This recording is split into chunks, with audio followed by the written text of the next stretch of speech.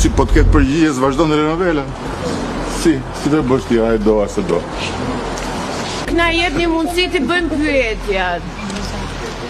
Dhe nuk kemi në kushtet për t'u hedhur. Do shta mund t'hidhen ata që kanë probleme me drejtësinë. Ai nuk u hodh asnjëherë, ai vetëm e thoshte, hapi vendin se do lidhe. Zëvendës kryeministri është një pozicion që Kushtetuta e Shqipërisë e përcakton të veçantë në përbërje të Këshillit të Ministrave. Në nenin 95.1 e Kushtetutës thuhet se Këshilli i Ministrave përbëhet nga kryeministri, zëvendës kryeministri dhe ministrat.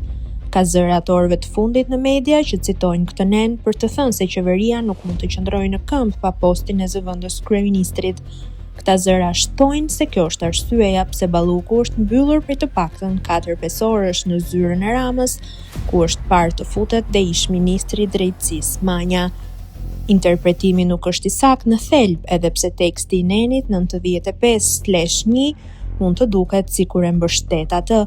Kushtetuta e përshkruan përbërjen e qeverisë, por nuk e bën të detyrueshëm postin e zëvendës kryeministrit. Kur ky nen thotë Këshilli i Ministrave përbëhet nga kryeministri, zëvendës kryeministri dhe ministrat, ky është një përshkrim strukturor, jo një kërkesë detyruese për ekzistencën e postit. Çfarë e bën qeverinë funksionale sipas Kushtetutës? Përgjigjja është e thjeshtë: kryeministri. Ai është organi që i jep jetë juridike e qeverisë.